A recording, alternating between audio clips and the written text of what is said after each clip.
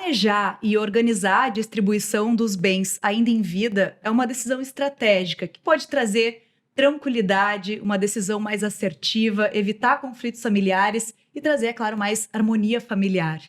E é nesse espírito que a gente traz o 6º episódio do podcast da Barufal de Advogados para falar sobre 2 formas de transmissão de patrimônio, que é a doação e o testamento. E para falar sobre esse assunto conosco, a gente está recebendo aqui hoje a doutora Bárbara Alba e a doutora Natália Iora, ambas advogadas. Muito obrigada por aceitarem nosso convite, por estarem aqui hoje para esse bate-papo. Nós que agradecemos a oportunidade de poder compartilhar um pouco do que foi esse projeto tão importante para a Barufal de 50 anos. Então, pessoal, a doutora Bárbara e a doutora Natália assinam cada uma um capítulo desse livro aqui, Estudos de Direito para Famílias Empresárias, um livro que foi lançado no ano passado em homenagem aos 50 anos da Barufal de Advogados e traz insights valiosos para quem está pensando em organizar o seu patrimônio, para quem está pensando no planejamento sucessório. Então, tenho certeza que todos nós vamos aprender muito hoje, ainda mais sobre essas 2 formas de transmissão de bens, que são bastante conhecidas, mas hoje a gente vai poder descobrir um pouco mais sobre esses aspectos, sobre esses detalhes. E vamos começar falando, então, sobre doação, com a doutora Bárbara, que é o assunto dela no artigo. Começa explicando para a gente. Então, uma dessas formas de transmissão do patrimônio é a doação ainda em vida, né? Como é que funciona? Perfeito. Muitas vezes as famílias, elas começam a envelhecer, a se organizar patrimonialmente, começam a pensar no futuro, né, do que vai ficar para os filhos, para os netos. Muitas vezes tem uma empresa ou um negócio familiar. E aí começam a pensar de que forma que isso vai acontecer e vai continuar depois da minha partida. Então, eles começam a pensar em que forma deixar já organizado. E a doação é uma das formas mais utilizadas porque já dá uma previsibilidade maior de como vai ficar no futuro, né? No futuro não, já agora, né? Consegue já estabelecer a forma qual bem vai ficar para qual filho, herdeiro, e não necessariamente um filho ou um herdeiro, pode ser uma instituição que tu aprecie muito, uma associação que tem a tua filosofia de vida, teus princípios, teus valores, tu pode compartilhar. Mas, nesse caso aqui, o que mais nós vemos no dia a dia é para a família, né? Já deixando para um filho, para um neto, pensando já em evitar uma burocracia de um inventário, brigas, ou eventualmente qualquer outra discussão, ou uma mudança de tributação lá no futuro, que pode onerar mais aquela transmissão de bem no inventário. Então, todo mundo conhece alguém que participou de um inventário que é interminável, que décadas, né, e que não se resolve com briga entre os irmãos. Então, essa é uma forma de já antecipar e evitar esse problema, porque já distribui em vida o patrimônio, né, seja a partir das doações ou uma partilha em vida total, né, que tem outros requisitos específicos, que não é exatamente o tema do artigo, mas que também é um dos instrumentos que se usa para o planejamento sucessório e que é uma forma de transmissão de bens, como tu disse, que pode ser utilizada para já estabelecer como o patrimônio vai ser organizado entre os herdeiros, sucessores ou como quer que o doador queira, né? E aí já passa a valer a partir dessa doação, está efetivamente montada, assinada, já passa a valer. Perfeito, exatamente. A partir da doação, que é feita, no caso dos imóveis, por escritura pública e registrada na matrícula do imóvel, já passa a valer e já faz parte do patrimônio, então, do donatário, que é quem recebeu essa doação, né? Seja um filho, um herdeiro, um sobrinho, qualquer pessoa que queira destinar um imóvel, né? E por isso a importância das cláusulas restritivas, porque a pessoa já vai ser a proprietária daquele bem. Então, como a propriedade, como um instituto jurídico, ela possibilita várias faculdades, várias atribuições ao proprietário de poder usar, fruir, gozar, dispor, reivindicar o imóvel. Então, para limitar algumas dessas faculdades, alguns desses poderes do que ele pode fazer com aquele patrimônio, é que existem as cláusulas restritivas, né? Então, algumas limitam cada uma dessas faculdades, poderes da propriedade. Doutora Bárbara já trouxe um spoiler aqui para nós, porque a gente vai entrar nesse assunto das cláusulas restritivas, mas antes eu quero explorar um pouquinho mais essa questão da doação, até para tirar algumas dúvidas básicas.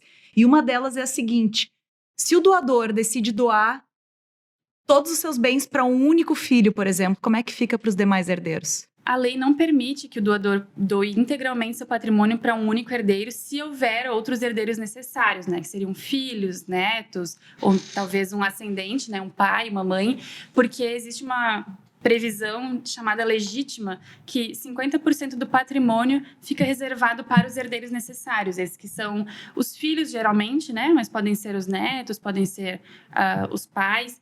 Então, para preservar esse direito à herança, ele não pode dispor de mais de 50% do seu patrimônio em vida. Tá, então fica 50% para os herdeiros. E a gente estava falando sobre a questão do inventário, né? Então não tem a necessidade de passar por inventário após a morte? Ou passa igual? Quando tem a doação dos bens, esses bens já doados em vida não precisam ir para o inventário. Então, muda também até a alíquota do imposto que incide, muda o tempo, né? Porque já acontece agora e não precisa esperar toda uma tramitação do inventário, discussão de partilha, de avaliação. Antecipa bastante esse processo na transmissão e no planejamento sucessório, né? Então, essa é uma das grandes vantagens da doação. Exatamente. Perfeito. Vamos falar então das cláusulas restritivas, né? Que daí significa que o doador pode impor algumas condições para quem vai receber o imóvel, né? Explica um pouquinho para a gente, assim, o que são essas cláusulas restritivas. Isso. Quando alguém recebe um imóvel, se torna proprietário de um imóvel, ele, em tese, se for simplesmente recebeu, se tornou proprietário de um imóvel, pode dispor livremente do bem, pode doar, pode vender, pode dar em garantia, em hipoteca, em penhor, em qualquer outra forma de disposição legal do bem, dentro dos limites da lei. Mas se eu quero que essa pessoa que recebeu o bem, donatário, não disponha tanto assim, quero reservar algumas questões, seja por diversos motivos, né? Vai muito dos valores de cada família, dos interesses. Às vezes é um filho que ainda é muito novo, que não vai saber administrar muito bem o patrimônio. Às vezes é porque tem alguma intriga com um genro, uma nora, né? E aí não quer que comunique. Então, existem várias formas de mitigar e limitar o que ele pode fazer com esse patrimônio. Uma delas é a inalienabilidade, que é um nome feio, assim, um nome comprido, mas simplesmente significa que ele não pode vender, doar, não pode dar em pagamento aquele imóvel. E isso, claro, pode ser feito vitalício, pode ser com condições, com termos, várias formas de prazo, de duração ou de condições que vão estipular até quando se torna inalienável, né? E existe incomunicabilidade, que é muito comum quando tem esse problema de genro, de nora, que não goste, por exemplo, vai doar para um filho, porque se um casal, dependendo do regime de casamento, se ele recebe um bem durante a constância do casamento ou da união estável, poderia comunicar. Então, depois em eventual divórcio ou inventário desse que recebeu o bem, poderia ter que dividir esse patrimônio com o seu cônjuge ou companheiro, né? Então, essa cláusula da incomunicabilidade, ela afasta isso, mesmo naqueles regimes que teriam, por lei, via de regra, a comunicação, né? Assim, a unificação do patrimônio para divisão, enfim. Daí, nesse caso, com essa cláusula, não precisaria fazer parte do patrimônio do casal. Perfeito.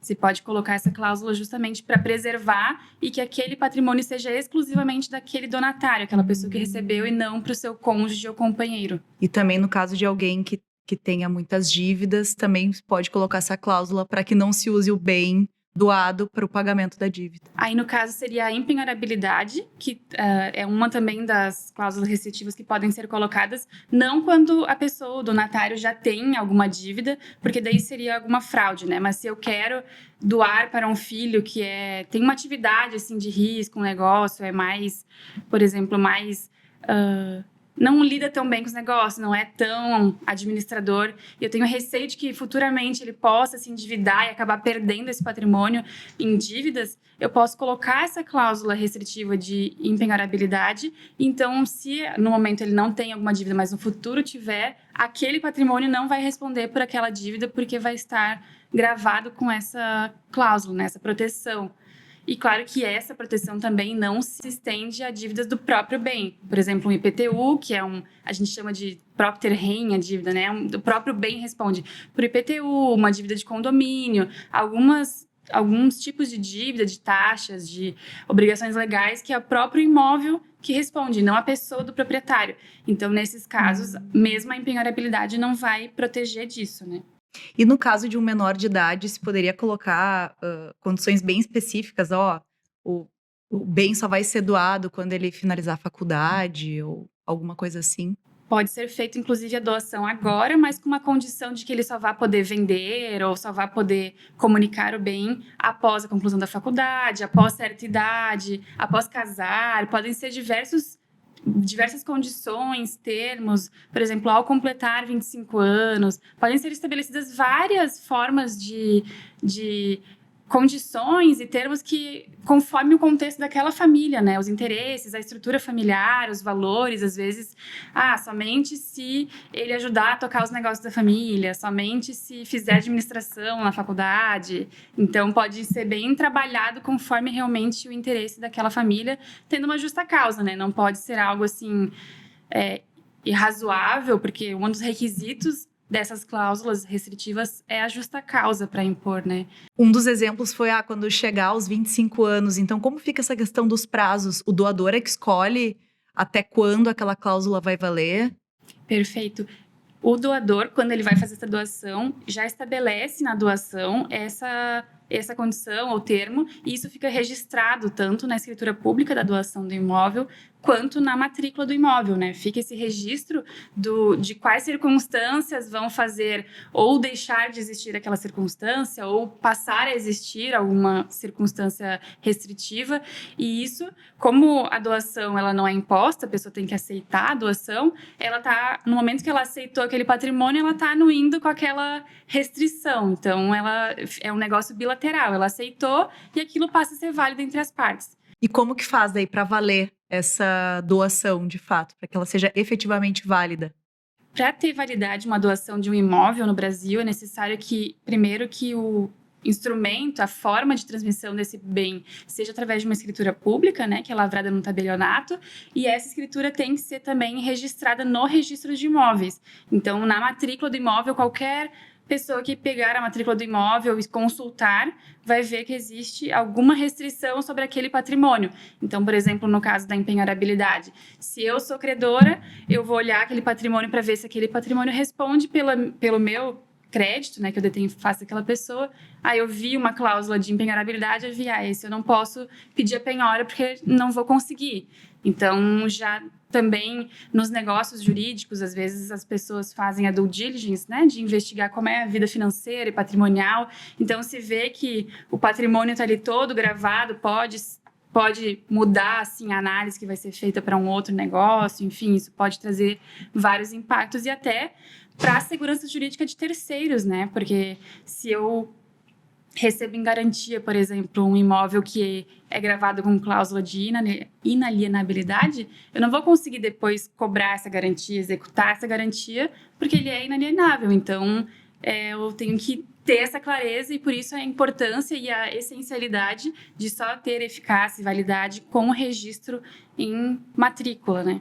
E por isso que é tão importante saber de todas essas possibilidades, né? Porque às vezes as pessoas vão pelo mais simples, é a doação, e aí doa o bem, mas nem sabe que existem essas possibilidades, essas restrições que podem ser impostas pelo doador. E traz também tranquilidade para o doador, né? Segurança, proteção do patrimônio. Então tem várias vantagens. E tem uma outra possibilidade também, que é fazer com a doação com direito de usufruto, né? Como é que funcionaria daí nesse caso? Perfeito. É uma das formas que é bem utilizada também no planejamento sucessório, a imposição de um usufruto, seja reservar o usufruto para si mesmo, seja instituir o usufruto em favor de um terceiro.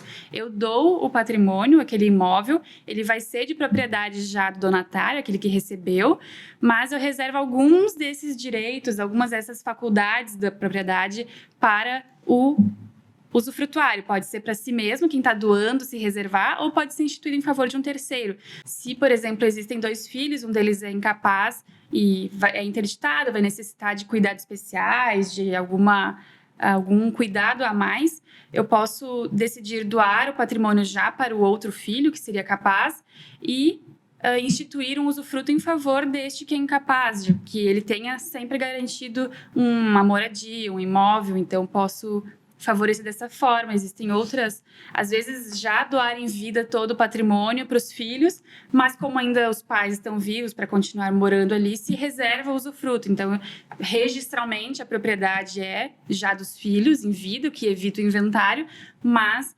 ele continua morando, residindo e podendo usufruir daquele patrimônio tranquilamente, né? Sem precisar pagar um aluguel, por exemplo, né? Se fosse o caso. Dá para fazer algo bem personalizado, então, de acordo com a realidade de cada família. Sim, por isso que é importante, no momento que procura um profissional, um advogado para executar esse planejamento sucessório, saber o contexto da família, qual a motivação daquele planejamento, se é preocupação para o futuro, se é já querer, dependendo dos valores da família, de igualdade, por exemplo, de já querer garantir que todos recebam o mesmo, ou se é, às vezes, algumas famílias para privilegiar algum filho que se envolveu mais no negócio familiar, né? Alguém que tocou mais no negócio, ou que ajudou mais a própria família, porque às vezes alguns saem do contexto familiar, vão estudar fora, ou trabalhar e tomam outros rumos. Então, às vezes, algumas famílias preferem, conforme seus valores, beneficiar um ou trazer a igualdade desde já. Então, é muito personalizado mesmo. Conforme a realidade de cada família, cada contexto,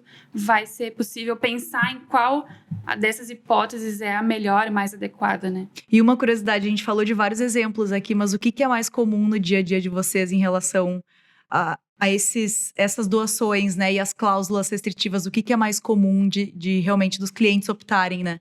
O usufruto tem sido bastante comum, tem várias particularidades, inclusive até o Dr. Matheus Brandi teve aqui sobre o usufruto de cotas sociais, o que é hoje em dia bastante utilizado também, porque nesse contexto de famílias empresárias existe muito já a preocupação da sucessão também empresarial, não só patrimonial da família.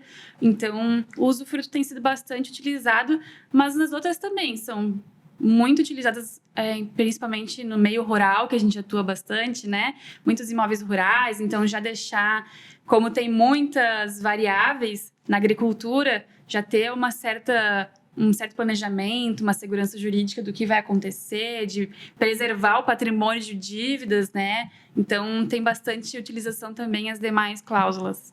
E o que você deixaria de dica para quem está realmente pensando em fazer essa doação? O que seria o primeiro passo? Qual seria a orientação nesse caso?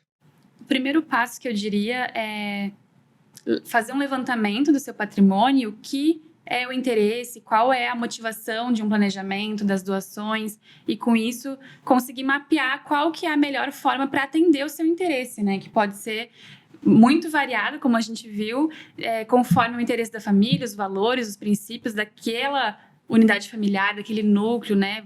Os interesses da família podem mudar e podem ser diferentes de outra família, e com isso vai se desenhando qual a melhor medida jurídica para aquele planejamento ser o melhor bem-sucedido possível, né?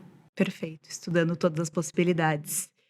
Doutora Natália, vamos falar sobre outro método também, outra forma de fazer essa transmissão do patrimônio, que é com testamento, que eu acho que é a forma mais comum, que todo mundo pelo menos conhece, já ouviu falar. Talvez muitos não saibam das especificidades, né? Então é disso que a gente vai falar agora. Então começa explicando pra gente, né? Como é que funciona o testamento? Qual que são as principais diferenças em relação à doação, né? Perfeito, Luiz. Eu agradecer a oportunidade de participar de um projeto tão importante para homenagear a Barufal de Advogados, uma verdadeira escola da qual eu tive a honra de participar ao longo de 15 anos, e dizer da satisfação de ver o produto do nosso trabalho, do trabalho de toda a equipe, né, materializado aí num pequeno, singelo registro aí da nossa experiência, daquilo que a gente vê no escritório. O testamento é uma dessas ferramentas, é uma das ferramentas que a gente trabalha diariamente. E eu considero o testamento uma ferramenta jurídica fundamental para qualquer planejamento patrimonial e sucessório que se vá fazer, que se vá analisar. Como a doutora Bárbara, que é uma grande colega que muito bem colocou, é muito importante que se analise as necessidades, as peculiaridades, as particularidades de cada indivíduo e do seu núcleo familiar. Porque aquilo que é bom para mim pode não ser o melhor para uma outra pessoa.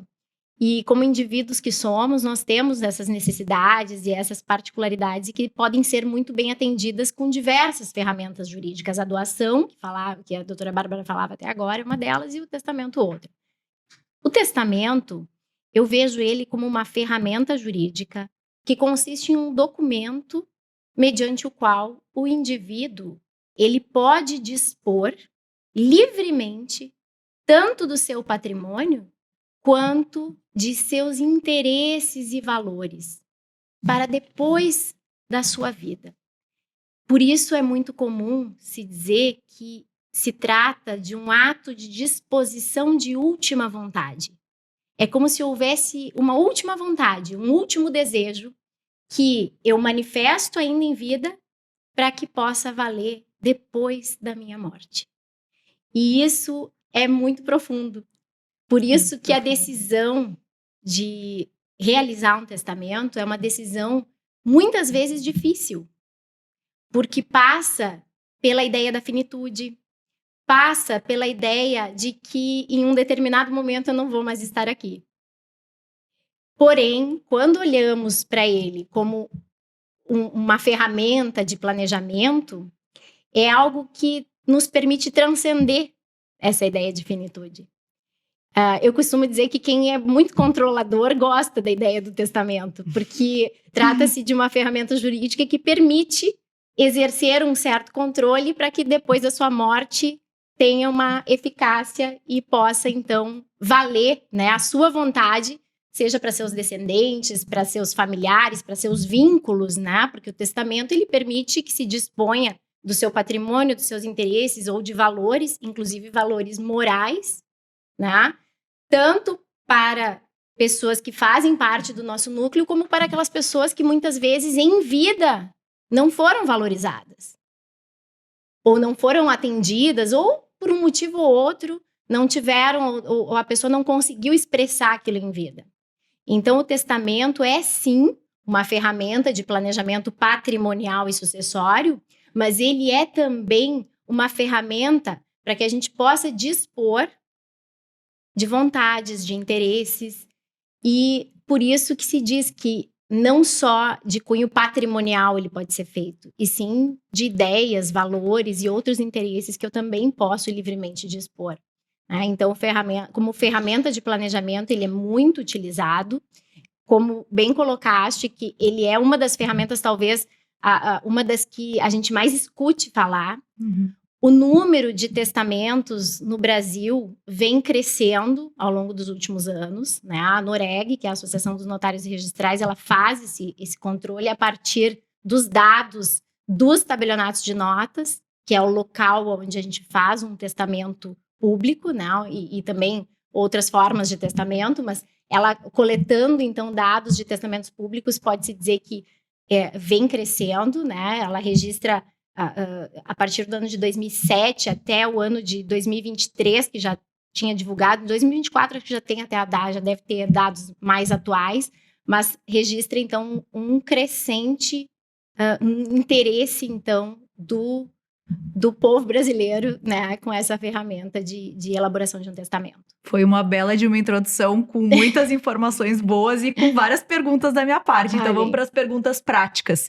Se eu quiser deixar todos os meus bens para uma única pessoa, pode? Como é que fica essa questão dos herdeiros? A gente falou sobre isso na doação, né? Que 50% tem que ficar resguardado. No testamento também, como é que funciona? Sim, o testamento, ele pode ser feito até o limite de 50% do patrimônio de uma pessoa. Pois, tal como na doação, a doação, na verdade, segue o limite para se dispor no testamento, né? Então, tal como na doação, nós também temos essa limitação. Ou seja, quem tem herdeiros necessários, que a lei elenca, cônjuge, ascendentes, descendentes, quem tem herdeiros necessários, necessariamente deverá resguardar 50% do seu patrimônio.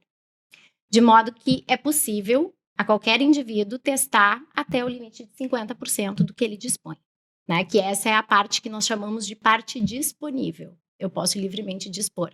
Resguardada a outra parte, que é o 50%, chamado de legítima, que é a parte que deve ser preservada para necessariamente ser dos herdeiros necessários. Descendentes, ascendentes e cônjuge. E para fazer com a ordem legal, desculpa. Com a ordem legal. E para fazer esse testamento tem que ter uma testemunha junto? Como é que funciona? O testamento, ele é um dos atos mais solenes que se tem notícia no ordenamento jurídico. O testamento, para ser feito, então, nós temos no nosso ordenamento várias formas de testar. Nós temos, dentre as formas ordinárias, que são essas formas utilizadas para fazer esse testamento que estamos falando hoje aqui, Para se testar, para fazer esse testamento ordinário, nós podemos utilizar o testamento público e o testamento particular e ainda o testamento cerrado, que é muito menos utilizado hoje em dia. O mais utilizado e que confere uma segurança muito grande é, sim, o testamento público, que é este documento que se faz lavrado perante um tabelionato de notas. Então, é um documento solene que exige a presença de 2 testemunhas, no caso deste testamento público, perante um tabelião de notas, que é justamente a pessoa quem confere fé pública àquele documento. Já no testamento particular, que é o testamento que a pessoa escreve de próprio punho ou mesmo por um processo mecânico, que já é aceito, que se digite, então, por um processo mecânico, desde que assinado, esse testamento particular necessariamente deverá ser feito na presença de 3 testemunhas. Então, é um ato solene, é um ato com diversos requisitos formais, inclusive para a aferição da capacidade, né, da parte que está testando, para que ela esteja em plenas faculdades, para que ela esteja livremente praticando o ato, para que não haja coação de espécie alguma, para que ela esteja lúcida, serena e esteja fazendo realmente uso de uma ferramenta para expressar qual é a sua vontade, qual é o seu desejo. Então, é um ato que deve cumprir esses requisitos, embora tenhamos aí algumas decisões judiciais, né, que analisam instrumentos que são elaborados e que, às vezes, por um motivo ou outro, não segue à risca, né, aquilo que a lei pré-determina, mas sempre, mediante prova e mediante análise da verdadeira e real intenção manifestada pelo testador, pela pessoa que está deixando um testamento. Ou seja, é um processo, tem requisitos a serem cumpridos, né? Tem que fazer direitinho, Exatamente. Por isso que é importante se informar. Agora, um ponto interessante que você falou foi a questão da finitude, né? A gente nunca quer pensar na hora da morte. A gente, apesar da morte chegar para todos, né? A gente nunca quer pensar nisso, parece que é algo que está sempre muito distante. Então, quando pensar, no caso, né, nessa decisão? Quando é o momento certo de pensar em fazer um testamento? Porque, é a última decisão da vida, mas isso não precisa ser uma decisão tomada lá no final da vida, né? Não, pelo contrário. O testamento, ele é uma ferramenta muito flexível. Então, uma vez realizado um testamento, a pessoa é livre para, a qualquer momento, revogá-lo ou modificá-lo. Então, isso confere uma ampla liberdade, uma flexibilidade muito grande, que favorece ao testador, porque ele pode, ao longo da sua vida, ao longo dessa sua trajetória, ir adequando e, enfim, mudando de ideia, inclusive, né? Porque os vínculos mudam, a vida é dinâmica, as relações se transformam com o passar do tempo. Então, o testador, ele pode livremente, a qualquer momento, revogar ou alterar esse testamento, exceto se ele fizer um reconhecimento de filiação, que é uma das disposições não patrimoniais que se pode deixar, né? Eu posso, mediante testamento, inclusive, reconhecer um filho. Eu posso reconhecer um filho havido fora de um casamento, posso reconhecer uma paternidade socioafetiva, uma maternidade socioafetiva.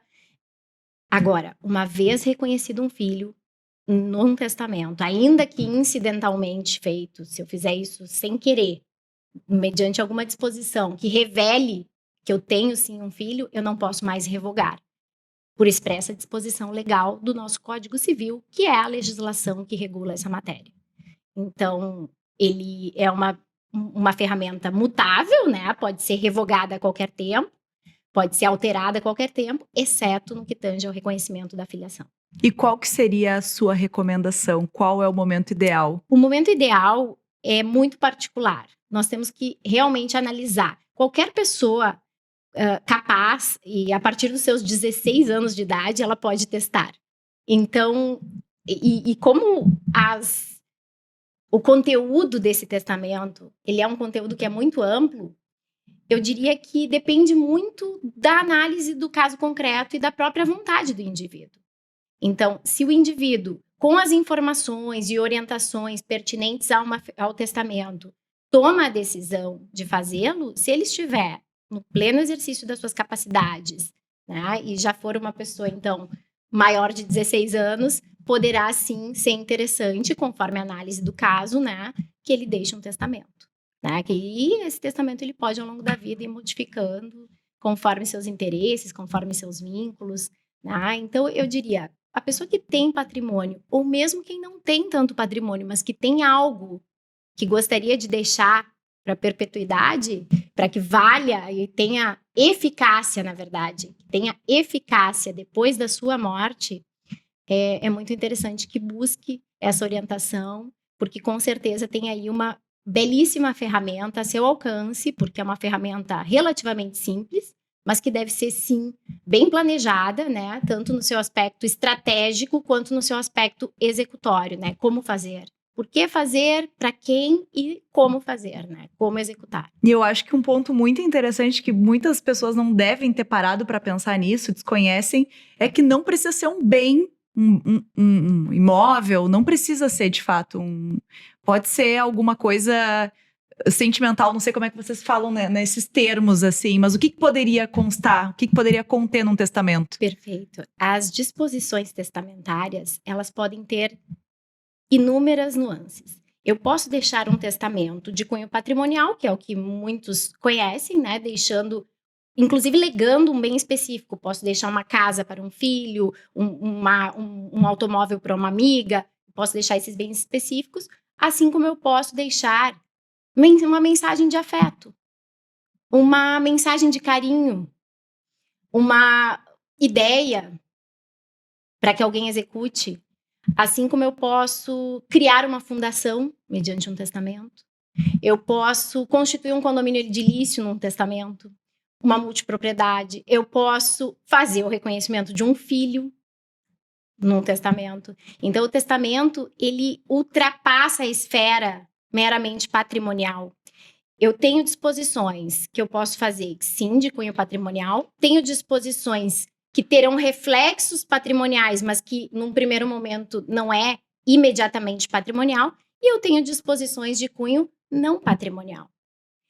Sem contar os temas atualmente em debate, né, como temas vinculados aos próprios registros das redes sociais, né, a disposição quanto a senhas, acessos de conteúdo de redes, alguma questão que por uma questão afetiva particular, não se revela em vida, se alguém quiser deixar, e pode ter um valor agregado muito grande, conforme a atividade que a pessoa desempenha, né? Outros temas em debate, por exemplo, os recursos que se deixa para cuidados com animais de estimação, né? Então, ao longo da vida, a pessoa teve aí seus animais de estimação e não quer deixá-los desamparados, então pode deixar os recursos, né, destinados, então muito se discute se é possível ou não é. As pessoas comumente dizem, eu vou deixar para o meu cachorro. Não, mas eu posso deixar os recursos, talvez, para que alguém, então, se responsabilize por esses cuidados, né? Então, são temas muito variados. Os conteúdos de um testamento são muito variados. Por isso que depende muito da pessoa buscar essa informação e ver aquilo que faz sentido para a sua realidade. Aquilo que faz sentido para a sua esfera. Claro que, comumente, usualmente, o conteúdo patrimonial ainda é o que se sobressai. Mas existem muitas possibilidades, inclusive a dispensa da colação, que a doutora Bárbara antes falava sobre doação, e a dispensa da colação, que quando a gente dispensa de que aquilo venha para o inventário depois de doado em vida, se ela não for feita no ato da doação, ela pode ser feita mediante testamento.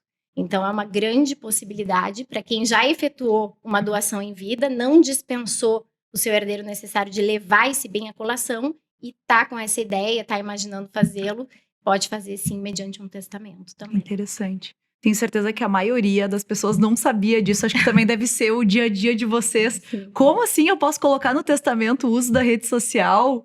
Eu posso colocar no testamento a questão dos meus animais de estimação? A gente não imagina, a gente só vai pelo óbvio, né? Que é o patrimônio, o bem mesmo, mas a gente vê como é importante ter uma orientação especializada, né? Pode falar. E a grande vantagem que se tem é que, mediante um testamento, todas as disposições que eu deixo em testamento, elas só terão eficácia depois do meu falecimento. E isso me traz a tranquilidade de que eu não vou estar causando um conflito imediato, ao menos, e vou estar assegurando que no futuro não se prolonguem discussões sobre aquilo que é a minha vontade, que é o meu desejo.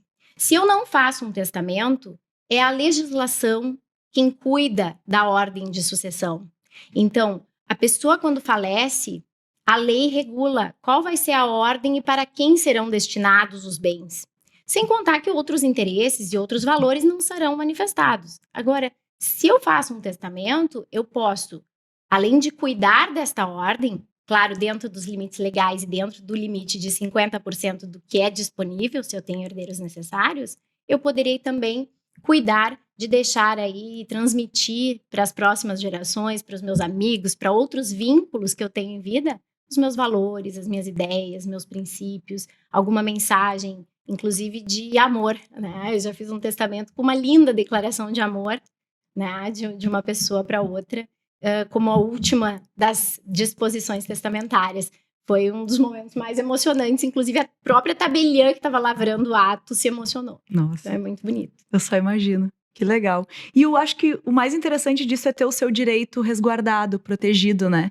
Sabendo que que esse legado vai se perpetuar seguindo o seu desejo, né? Exatamente. E, claro, evitando esses conflitos que a gente ainda falou no início da entrevista, que quando envolve família e divisão de bens, a gente sabe que às vezes pode ter alguma desarmonia familiar, então também a questão do testamento é uma boa forma de deixar tudo bem especificado. Perfeito. E além dessa vantagem patrimonial e de já prever a destinação do patrimônio, o testamento confere a vantagem de que os custos, inclusive tributários, são postergados. Porque como os efeitos daquele ato eles são postergados para depois do falecimento, também os custos tributários, inclusive, ficarão para depois do falecimento. Então, para quem não tem uma disposição de recurso para efetuar uma doação em vida ou efetuar algum outro ato de disposição do seu patrimônio, o testamento também tem, né, essa possibilidade. Além, é claro, da flexibilidade de ser alterado a qualquer tempo e também da já colocada possibilidade de outras disposições que não as de cunho meramente patrimonial. Tem um trecho do seu artigo que eu achei muito bonito que fala: o testamento não é apenas para grandes riquezas. E tem muita gente que pensa que precisa ter um grande patrimônio para fazer um testamento, mas não é assim, né? É comum ouvirmos, né, de clientes, e é comum pensarmos, né, que não há necessidade de fazer um testamento se eu não tenho um grande patrimônio. E é isso que o artigo tenta expor aqui, que há um equívoco nessa premissa. Mesmo com um pequeno patrimônio, um singelo patrimônio, e muitas vezes o que é pequeno para mim não é pequeno para muita gente, né? Então, ou o contrário, então, mesmo com um patrimônio que a gente não considera uma riqueza extrema, o testamento ela é uma ferramenta muito importante, inclusive porque eu quero cuidar do meu pequeno patrimônio e destiná-lo para quem eu realmente quero que fique, que cuide, que perpetue, né? Inclusive com a imposição aí das cláusulas restritivas que falávamos antes, né? Que é perfeitamente possível e cabível também. Perfeito. Já estamos terminando aí o nosso tempo da entrevista, infelizmente passa rápido, as dúvidas são muitas, né? Mas acho que são assuntos muito importantes e as respostas de vocês muito esclarecedoras. Então, para finalizar aí, para quem está nos assistindo, deixem uma mensagem, o que vocês deixariam de mensagem final para quem está buscando saber mais sobre esses temas, né? Que não sabe se faz doação, se faz testamento, para qual caminho que eu vou, o que vocês recomendariam? Doutora Bárbara. Perfeito. Acho que o primeiro passo, como eu disse antes, seria de pensar qual a motivação de fazer um planejamento, qual a estrutura familiar, qual a vontade que eu tenho, o porquê daquilo. E isso vai mostrando já os caminhos que são mais seguros, mais adequados. Quando eu penso no porquê de já dispor do meu patrimônio agora em vida, eu consigo identificar se o melhor caminho já é uma doação, é um testamento, se eu conforme o desejo, o interesse que eu pretendo materializar com aquele ato, qual vai ser a melhor medida. Então, primeiro pensando nisso, pensando no que eu quero para deixar de legado, ou o que eu já quero entregar aos meus herdeiros, meus sucessores, ou mesmo terceiros de quem eu tenho vínculos, afetos, carinho, o que eu pretendo com isso, porque a partir de então a gente consegue definir, com a ajuda de um advogado, a melhor solução, o melhor caminho para aquela proposta, para aquela forma de transmissão, de organização, e sempre vai existir um caminho que se encaixe no seu caso, na sua família, nos seus valores, nos princípios que você quer reservar. Então, sempre tem uma possibilidade mais adequada. Doutora Natália? Tem um autor uruguaio que eu gosto muito, que é Mário Benedetti, e ele tem um livro de contos, e um dos contos dele se chama Testamento Hológrafo. E ele diz em um determinado momento: ao meu sobrinho Esteban, deixo minhas lentes, ou lunetas, ou cangalhas, para que ele possa ver o mundo como eu o vi. E segue. E é muito bonito. Uma singela maneira de dizer que nós podemos deixar em testamento bens, patrimônio, mas também valores, também ideias, também mensagens de afeto, e também outras disposições de cunho não patrimonial. Eu diria que o testamento é uma grande ferramenta, ela é uma ferramenta que o ordenamento jurídico oferece ao cidadão no exercício das suas capacidades, para que ele deixe realmente uma disposição de última vontade, aquele seu último desejo que vai ter eficácia futura depois do seu falecimento. A orientação, a busca, né, por informações sobre esse tema, ela é muito importante e pode auxiliar muitas pessoas. E agradecer mais uma vez a oportunidade de termos essa conversa sobre temas aí que são realmente o nosso dia a dia, temas com os quais nós temos amor em trabalhar, amor em conversar e compartilhar, né? Então, esse livro, essa homenagem para Barufaldi não poderia ser mais pertinente, porque a Escola Barufaldi, aí, ela, ao longo de todos esses anos, ela tem essa missão de compartilhar aí seu conhecimento, suas atividades, e para mim é uma honra muito grande, tenho certeza para a doutora Bárbara, que colega fantástica também. Muito obrigada. Maravilha, doutora Natália Iora, doutora Bárbara Alba, vocês são maravilhosas, muito obrigada por terem compartilhado tanto conhecimento conosco nessa nossa bancada feminina aqui, né? Isso aí. E para fechar essa nossa série, essa nossa temporada de 6 episódios da Barufaldi Advogados, fechando com chave de ouro, né? Pra gente poder celebrar aí o meio século de atuação do escritório. Então, muito obrigada mais uma vez por terem compartilhado essas informações. E eu também quero agradecer a vocês que ficaram conosco aqui até o final, que assistiram os nossos vídeos. E eu vou lembrar, é claro, de vocês se inscreverem no nosso canal, de ativar ali as notificações para continuar recebendo os próximos vídeos em primeira mão, porque aqui a gente sempre tem esse compromisso de trazer informações relevantes que possam ajudar no planejamento sucessório, que possam proteger o seu patrimônio. Tá certo? Então, muito obrigada pela sua companhia, um abraço e até a próxima. Tchau, tchau.